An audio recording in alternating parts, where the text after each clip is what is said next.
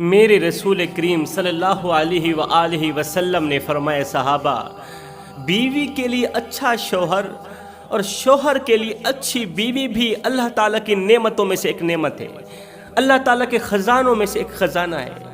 اور اگر بیوی اچھی نہ ہو، بری ہو، اگر شوہر اچھا نہ ہو، برا ہو، تو دونوں کی زندگی جہنم بن جاتی ہے۔ فرمایا کتنی خوش قسمت عورت ہے وہ، کتنی خوش بخت عورت ہے وہ کہ جب شوہر ناراض ہو جاتا ہے، جب شوہر خفا ہو جاتا ہے، تو یہ عورت شوہر کا ہاتھ پکڑ کر کہتی ہے، او میرے سرتاج، میں اس وقت تک کھانا نہیں کھاؤں گی، اس وقت تک پانی نہیں پیوں گی، اس وقت تک نہیں سوں گی جب تک میرا سرتاج مجھ سے راضی نہیں ہو جاتا۔ میں نے ہر حال میں تجھے راضی کرنا ہے۔ یہ ہیں وہ اسلام کی مقدس شہزادیاں جن کو دیکھ کر میرا اللہ مسکراتا ہے، اللہ ان پر اس قدر خوش ہوتا ہے، اس قدر خوش ہوتا ہے کہ آسمان سے ان کے لیے رحمتوں کی بارش برستی ہے۔ میرے نبی نے فرمایا دنیا کا سب سے بڑا بہترین انسان ہے وہ جو اپنی بیوی کے لیے بہترین ہے، بہترین اور اچھا انسان ہے وہ جو اپنی بیوی کے لیے بہترین ہے، بہترین اور اچھی عورت ہے وہ جو اپنے شوہر کی فرما بردار ہے۔ فرمایا شوہر کی فرما بردار عورت کو اللہ تعالیٰ بہت زیادہ پسند فرماتا ہے، اور شوہر کی نافرمان عورت پر، شوہر کو دکھ دینے والی عورت پر، شوہر کو درد دینے والی عورت پر اللہ تعالیٰ اس قدر ناراض ہوتا ہے، اس قدر ناراض ہوتا ہے کہ اللہ تعالیٰ دنیا میں ان عورتوں کو 3 عذابوں میں ضرور مبتلا کرتا ہے۔ نمبر 1، اللہ تعالیٰ ان کی زندگی میں سے سکون، چین و قرار چھین لیتا ہے۔ جب انسان کی زندگی میں سے سکون، چین و قرار چھین لیا جاتا ہے نا، پھر انسان کہتا ہے ڈاکٹر لگا مجھے زہر کا ٹیکہ کہ اللہ مجھے موت ہی دے دے، پھر اللہ تعالیٰ انہیں آسانی سے موت بھی نہیں دیتا۔ پہلا عذاب اللہ تعالیٰ دنیا میں ان عورتوں کو مصیبتوں میں ڈال دیتا ہے، پریشانیوں میں مبتلا کر دیتا ہے۔ دوسرا عذاب عزیز و اقارب کے دلوں سے کدورتیں پیدا کر دیتا ہے ان عورتوں کے لیے، شوہر کی نافرمان عورتوں کے لیے، شوہر کو دکھ دینے والی بیویوں کے لیے اللہ تعالیٰ عزیز و اقارب کے دلوں سے ان کے لیے کدورتیں پیدا کر دیتا ہے۔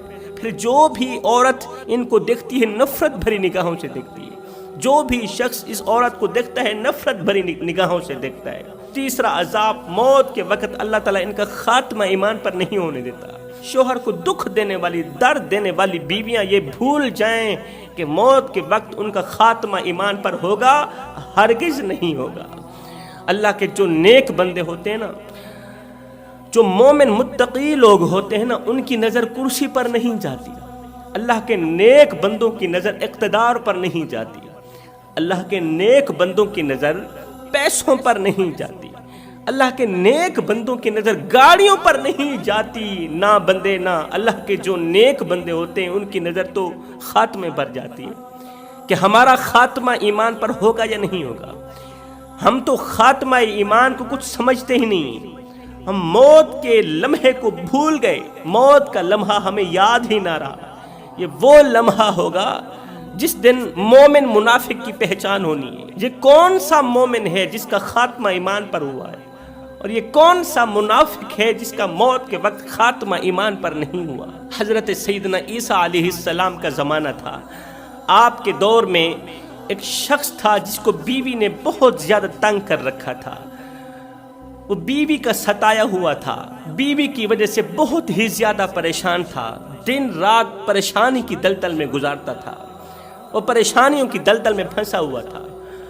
اس کی بیوی نے اس کی زندگی سے سکون، چین و قرار کے جنازے نکال دیے تھے۔ جب سے وہ بیوی کو اپنے گھر کی دہلیز پر لے کر آیا، اس دن سے لے کر آج تک اسے کبھی بھی سکھ کی گھڑی نصیب نہ ہوئی، اس نے کبھی سکھ کا سانس نہیں لیا تھا، ہر وقت دل پریشان رہتا تھا، ہر وقت اس کا دل بے چین رہتا تھا، بے قرار رہتا تھا۔ وہ بیوی پر ناخوش تھا، بیوی اس کی نافرمانی کرتی تھی، باتوں باتوں پر اسے وہ جملے بولتی تھی جس سے اس کی تھکاوٹ اور زیادہ بڑھ جاتی تھی۔ اب اس نے فیصلہ کیا کہ کیوں نہ میں خودکشی کر لوں، خودکشی کر لوں، اس دنیا سے جان ہی چھڑا دوں، دنیا سے بھی جان چھوٹ جائے گی اور اس بدبخت عورت سے بھی جان چھوٹ جائے گی۔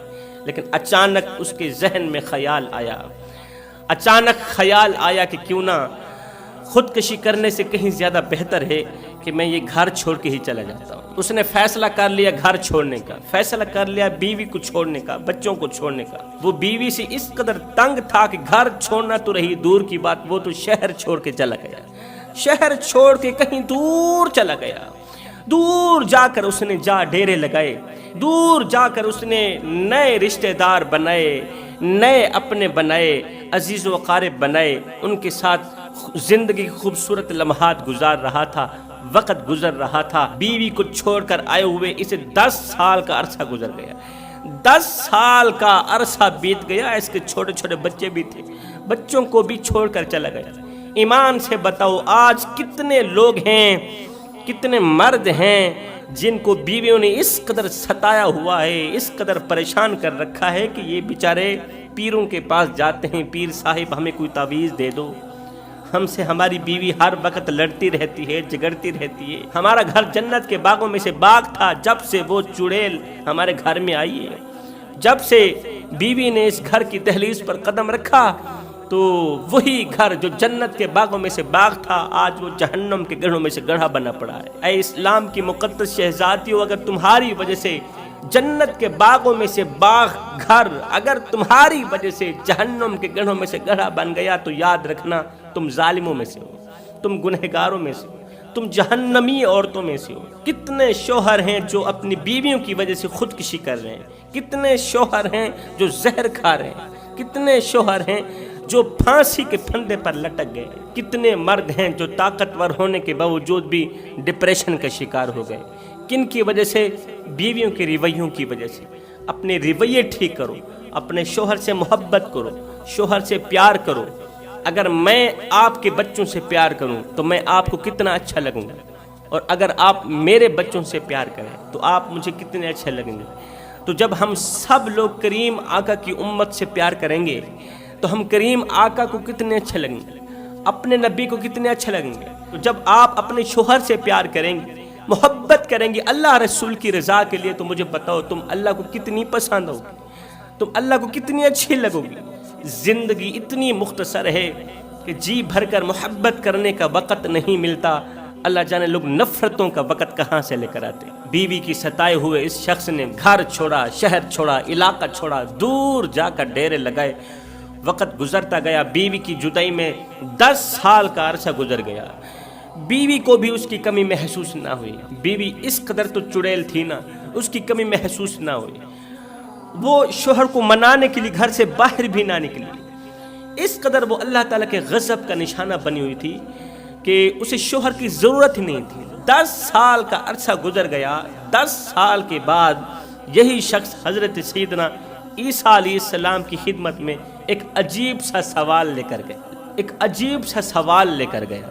حضرت سیدنا عیسیٰ علیہ السلام کی خدمت میں حاضر ہوا تو کہنے لگا یا حضرت میرے پاس ایک سوال ہے، اس کا جواب دیجئے۔ حضرت نے فرمایا بولیے کون سا سوال ہے؟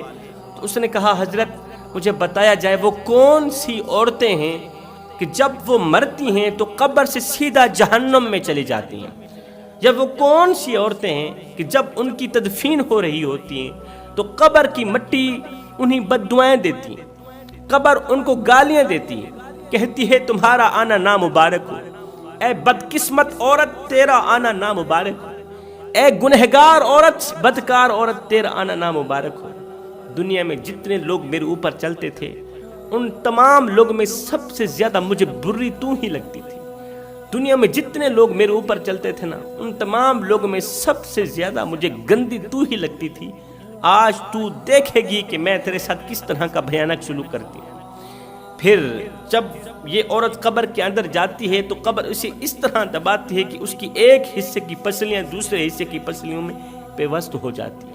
پھر اللہ تعالیٰ اس پر ایک سانپ مسلط کر دیتا ہے، وہ سانپ جو اسے ایک بار ڈنگ مارتا ہے یہ 70 گز زمین میں دھنس جاتی ہے۔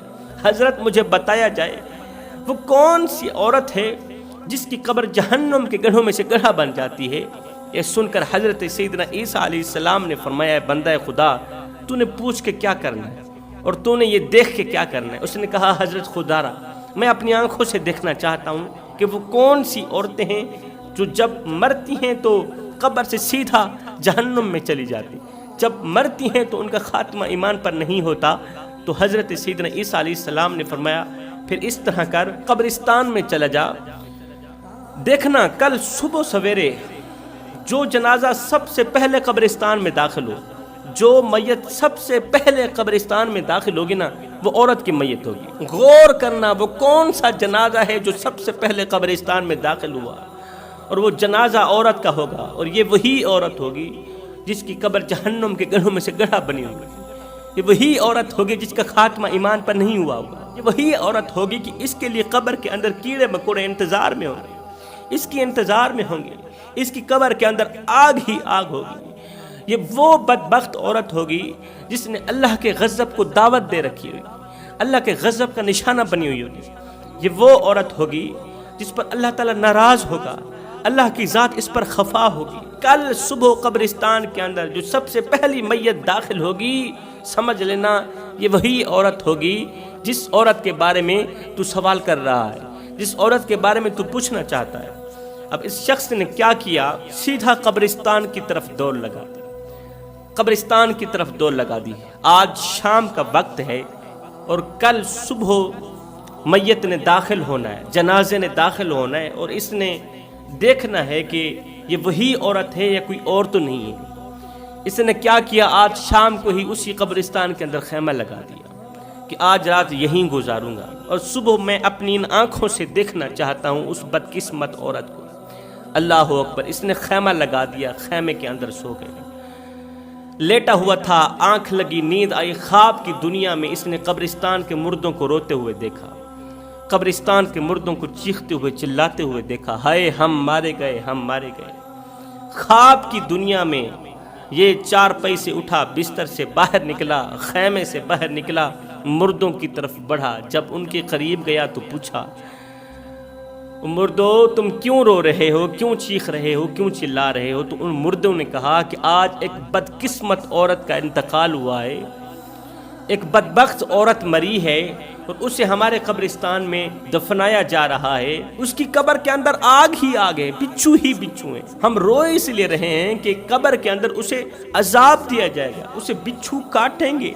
جب بچھو اسے ڈنگ ماریں گے تو وہ روئے گی، چیخے گی، چلائے گی، بس اس کی جو چیخ ہوگی نا وہ ہم سب قبرستان کے مردوں کو تکلیف دے گی، اس کی جو چیخ ہوگی وہ ہم سب کو پریشان کرے گی، اس لیے ہم رو رہے ہیں۔ کہتا ہے میں تو خواب دیکھ رہا تھا، اتنے میں صبح ہوئی، میری آنکھ کھل گئی، میں گیا قبرستان کے مین دروازے پر بیٹھ گیا، دور سے مجھے ایک جنازہ آتے ہوئے نظر آیا، دور سے میں نے غور کیا کہ جنازہ قبرستان کی طرف بڑھتا ہوا آ رہا ہے۔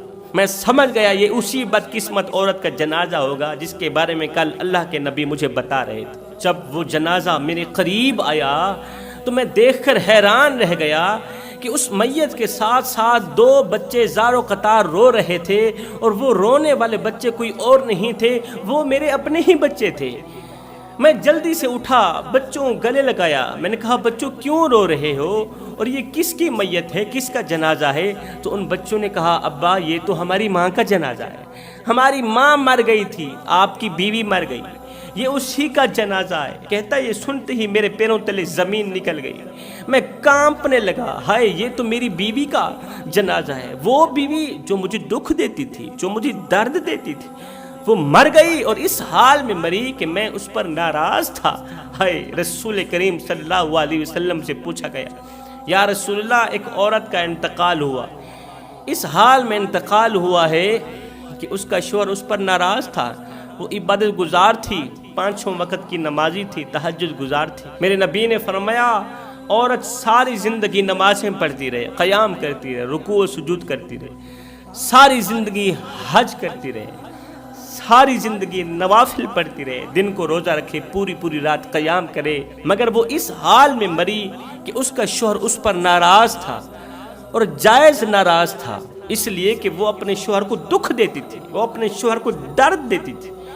بیوی سے لی گئی تکلیفوں کی وجہ سے اس کا شوہر بہت زیادہ اس پر ناراض تھا، اور شوہر کی ناراضگی کی حالت میں یہ عورت مری ہے تو یہ قیامت کے دن جہنم میں جائے گی، یہ جنت میں نہیں جائے گی، اس لیے کہ یہ دنیا میں اپنے شوہر کی خدمت نہ کر سکے، زندگی میں اپنے شوہر کو راضی نہ کر سکی. بیوی کے لیے وہ شوہر جس کی رضا میں اللہ کی رضا ہے, جس کی خوشی میں اللہ کی خوشی. اللہ تعالیٰ اگر اپنی ذات کے بعد کسی کے سامنے سجدہ کرنے کا حکم دیتا تو سب سے پہلے بیوی کو حکم دیتا کہ وہ اپنے شوہر کو سجدہ کرے.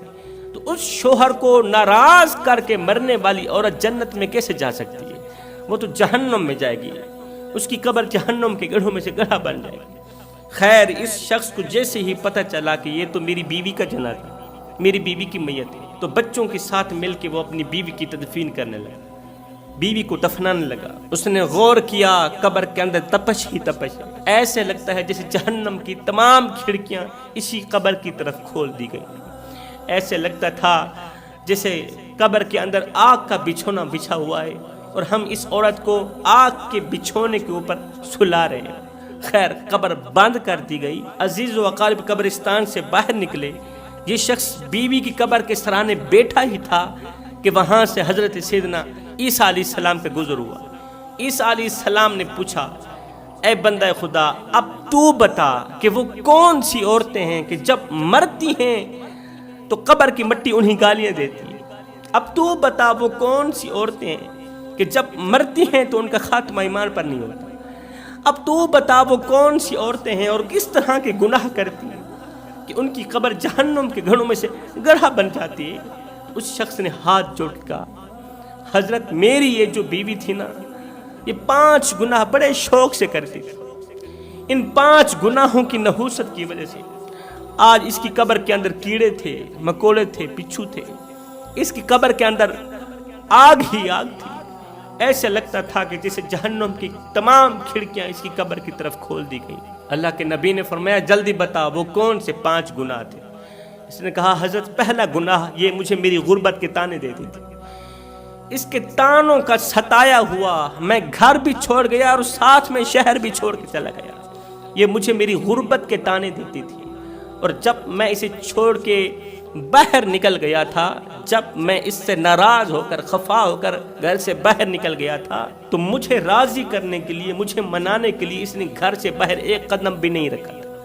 اسے میری ضرورت ہی نہیں تھی, اسے سرے سے شوہر کی ضرورت ہی نہیں تھی. دوسرا گناہ, پورا دن کا تھکا ہارا شام کو جب گھر کی دہلیز پر قدم رکھتا تھا نا, تو بجائے مجھے ویلکم کرنے کے, بجائے میرا استقبال کرنے کے, آگے کوئی ایسا جملہ بولتی تھی کہ میری تھکاوٹ اور زیادہ بڑھ جاتی تھی. تیسرا گناہ, بہت بڑا گناہ, جب میں بیمار ہو جاتا تھا, جب مجھے بخار آتا تھا, تو یہ میرے سرہانے پہ بیٹھ کے بجائے مجھے حوصلہ دینے کے, بجائے میرا سر دبانے کے, بجائے میرا سہارا بننے کے, الٹا مجھے کہتی تھی, پریشان مت ہوں, ابھی اسرائیل آنے والا ہے, ابھی تیری روح نکالنے والا ہے. یہ مجھے اور زیادہ پریشان کر دیتی تھی. چوتھا گناہ, یہ باتوں باتوں پر میری ناشکری کرتی تھی. حضرت جب میرے پاس پیسہ تھا میں اس کے اوپر ہزاروں نعمتوں کی بارش برساتا تھا, اس کے ہر ایک خواہش پوری کی, ہر ایک تمنا پوری کی. لیکن جب میں بیچارہ غربت کے شکار ہوا تو یہی بیوی مجھے کہنے لگی کہ میں نے آپ میں کبھی کوئی بھلائی نہیں دیکھی, میں نے آپ میں کبھی کوئی اچھائی نہیں دیکھی. 5واں گناہ جو بہت بڑا گناہ ہے, یہ مجھے باتوں باتوں پر دکھ دیتی تھی, باتوں باتوں پر تکلیف دیتی تھی. ہائے میرے بھائیو, کسی کو اتنا مت ستاؤ, کسی کو اتنا مت رلاؤ کہ وہ اللہ کے سامنے تمہارا نام لے کر رو پڑے. اگر وہ سجدوں کے دوران تمہارا نام لے کر رو پڑا, سجدوں کے دوران خون کے آنسو بہا کر تمہارا نام لے کر رو پڑا, تو یاد رکھنا تمہارے لیے بہت بڑا مسئلہ بن جائے گا, تم بہت بڑی بلا کے منہ میں آ جاؤ گے. اس لیے کہ اللہ کا ترازو صرف انصاف ہی تولتا ہے. حضرت امام ابو حنیفہ رحمۃ اللہ تعالی علیہ کے والد صاحب کا انتقال ہو گیا. 3 دن آپ نے افسوس میں گزارے, 3 دن گھر کے اندر بیٹھے رہے. 3 دن کے بعد اب گھر سے باہر نکلے, شہر کے چوک پر آ گئے. چوک پر آئے, لوگوں کا ہجوم سا لگ گیا, لوگ اکٹھے ہو گئے. آپ کے والد صاحب کا انتقال ہو گیا ہے, اللہ تعالیٰ ان کی بخشش فرمائے, ان کے درجات بلند فرمائے. تو آپ کا ایک مخالف تھا, پورا جہان جانتا تھا, علاقے والے لوگ جانتے تھے کہ یہ آپ کا سخت مخالف ہے. وہ سخت مخالف بھی ادھر سے آ نکلا. حضرت کو کہنے لگا, ابو حنیفہ میں نے سنا ہے تمہارے باپ کا انتقال ہو گیا. کہا جی میرا باپ مر گیا ہے. اس نے کہا اگر باپ مر گیا ہے تو پھر ماں اکیلی رہ گئی ہوگی, اگر ہو سکے تو ماں کا رشتہ میرے ساتھ کر دو، میں تمہاری ماں سے نکاح کرنا چاہتا ہوں، میں تمہاری ماں سے شادی کرنا چاہتا ہوں۔ کس قدر سخت جملہ تھا، کس قدر سخت جملہ اس نے بولا جو سکون، چین و قرار کی دھچیاں اڑا کے رکھ۔ یہ وہ جملہ تھا جس کو سننے کے بعد انسان کو رات کو نیند نہ آئے، دن کو سکون نہ ملے، چین و قرار کے جنازے نکل جائیں، انسان کو پریشانیوں کی تلتل میں پھنسا کے رکھ دے۔ حضرت تمہارے باپ کا انتقال ہو گیا ہے، تمہارا باپ مر گیا ہے، میں چاہتا ہوں کہ میں تمہاری ماں سے شادی کر لوں، ماں کا نکاح میرے ساتھ کر لوں۔ اتنا بڑا سخت جملہ سننے کے باوجود بھی حضرت کو غصہ نہیں آیا، اپنی جگہ پر کھڑے رہے، ہوش و حواس میں کھڑے رہے۔ آپ نے فرمایا یہ مسئلہ غیر شرعی تو نہیں ہے، شرعی مسئلہ ہے، اس نے ٹھیک کہا ہے لیکن اس کا جملہ ٹھیک نہیں تھا۔ حضرت نے فرمایا بھائی ابھی تو میری ماں عدت میں ہے، عدت گزر جانے دو، اس کے بعد میں اپنی ماں سے آپ کی بات کروں گا، اگر میری ماں آپ سے نکاح کرنا چاہے تو میں نکاح کر دوں گا۔ حضرت نے روتے ہوئے کہا، آنکھوں سے آنسو بہاتے ہوئے کہا، کیونکہ اس نے ایک ایسا جملہ بولا تھا جو سیدھا جا کر دل پر لگا۔ اس نے حضرت کو دکھ دیا، حضرت کو درد دیا، اتنا دکھ دیا کہ حضرت رونے پر مجبور ہو گئے۔ باپ کی جدائی نے حضرت کو اتنا دکھ نہیں دیا تھا جتنا دکھ مخالف دشمن کے اس چھوٹے سے جملے نے دیا۔ یہ کہتے ہوئے حضرت وہاں سے چل پڑے کہ میں عدت گزر جانے کے بعد ماں سے پوچھوں گا، اگر میری ماں تم سے نکاح کرنا چاہے تو میں تمہارا نکاح کر دوں۔ یہ کہتے ہوئے حضرت وہاں سے چل پڑے، پیچھے اچانک وہ زمین پر دھڑم ہو کر گرا، وہیں مر گیا۔ اچانک زمین پر گرا، وہیں مر گیا، وہیں مٹی کا ڈھیر ہو گیا۔ لوگوں نے حضرت سے پوچھا حضرت یہ کیا ہو گیا؟ حضرت وہ تو مر گیا ہے، کس وجہ سے مرا ہے، اسے کیا ہو گیا؟ آپ نے فرمایا اس نے سمجھا تھا کہ ابو حنیفہ لاوارث ہے، اس نے سمجھا تھا کہ ابو حنیفہ کا کوئی وارث نہیں ہے۔ او بھائیو اسے کچھ بھی نہیں ہوا، اسے تو ابو حنیفہ کے صبر نے مار دیا ہے، ابو حنیفہ کے صبر نے اس کی روح نکالی، ابو حنیفہ کے صبر نے اسے تڑپا تڑپا کر اسی جگہ پر مارا جس جگہ پر کھڑے ہو کر اس نے ابو حنیفہ کا دل دکھایا، ابو حنیفہ کو دکھ دیا، ابو حنیفہ کو درد دیا۔ اس لیے میں کہتا ہوں کسی کو اتنا مت ستاؤ کہ وہ اللہ کے سامنے تمہارا نام لے کر رو پڑے۔ اگر اس نے صبر کر لیا تو یاد رکھنا تمہارے لیے بہت بڑا مسئلہ بن جائے گا، تم بہت بڑی بلا کے منہ میں آ جاؤ گے، اس لیے کہ اللہ کا ترازو صرف انصاف ہی تولتا ہے۔